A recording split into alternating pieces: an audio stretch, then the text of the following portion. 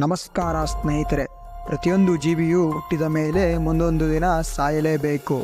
ಜೀವ ಹುಟ್ಟುವಾಗ ಸಂಭ್ರಮಿಸುವ ಜನರು ಸತ್ತ ಮೇಲೆ ತಮ್ಮದೇ ಆದ ದುಃಖವನ್ನು ವ್ಯಕ್ತಪಡಿಸುತ್ತಾರೆ.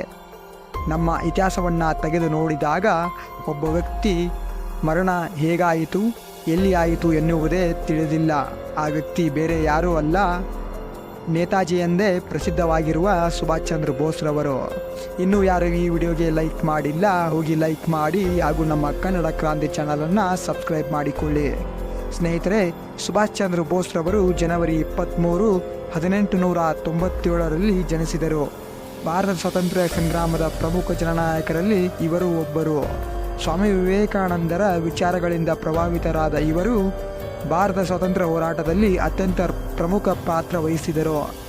ಬ್ರಿಟಿಷ್ ವಿರುದ್ಧ ಹೋರಾಡಲು ಜರ್ಮನಿ ಹಾಗೂ ರಷ್ಯಾಗಳಂತಹ ದೊಡ್ಡ ದೇಶಕ್ಕೆ ಹೋಗಿ ಮಿಲಿಟರಿ ಸೈನ್ಯದ ಬಗ್ಗೆ ತಿಳಿದುಕೊಂಡು ನಮ್ಮ ಭಾರತಕ್ಕೆ ಬಂದು ಸೈನ್ಯ ಕಟ್ಟಿದ ಮಹಾನ್ ವ್ಯಕ್ತಿ ಸುಭಾಷ್ ಚಂದ್ರ ಬೋಸ್ರವರು.